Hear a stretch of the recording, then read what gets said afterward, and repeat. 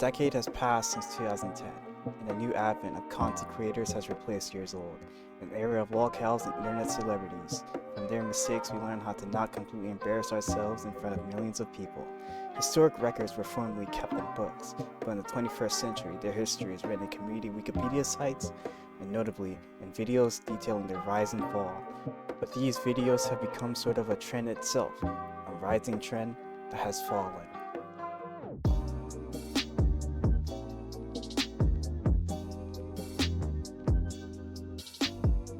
The very first rise and fall documentation predates YouTube itself, a book written by William L. Scherer.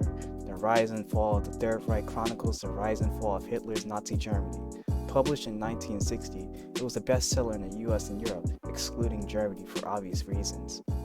Initially, the book was written in 4 parts to capitalize on ad revenue, but later a single volume edition was made and is more commonly seen around. The book was a critical success. The rise and fall of Nazi Germany is a well-known story nowadays, but back in 1960, the phenomenon was relatively new. William L. Scherer capitalized on the trend being one of the first documenters of Nazi Germany's fall. Therefore, he is king of rising and falling. The first modern example of rise and fall videos is a video about bunny hopping.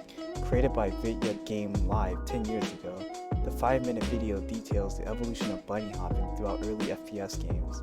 Vidya Game Live sets a precedent for this genre, speaking with a very monotone-like voice, playing soft music in the background, and showing gameplay clips of the topic he's discussing. The video is concise and doesn't meander with its subject, a failing on his part as he would never grind up that YouTube ad revenue. Vidya Game Live was a man beyond his time, not realizing the true potential of what this genre of videos could bring. Despite this, the video has amassed 1.9 million views, approaching 2 million as of this recording. Patient Zero was the peak of rise and fall videos, but from here on, everything goes downhill.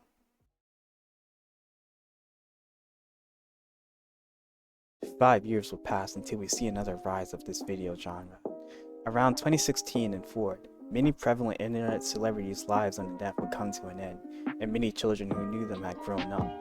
Following the footsteps of the content creators they followed, many would go on to make YouTube videos for themselves, bringing a new perspective to older subjects and cementing their perspective for modern subjects. Like Vidya Game Live, their videos would start small and innocent, but as they rose to fame, their videos would change to reflect such.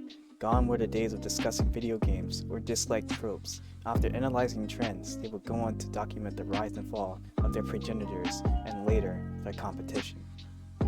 The most notable and prevalent example will be Chris Chan's life, in which many hopped on the bandwagon after Chris Chan's infamy was brought to social media, then television. Realizing a market for this, the channel, June the King, was the one to rise and take the crown. Starting off with a video on Low Tier God, he would go on to more and more internet celebrities, and the videos would become longer and longer. The fall of these videos isn't arbitrary.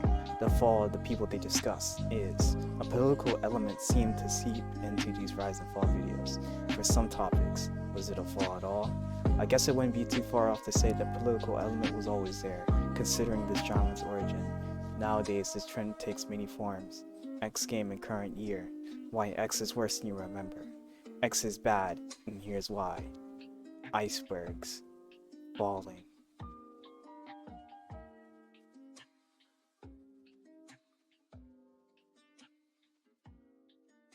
The conclusion of this trend, and what we can learn from it, is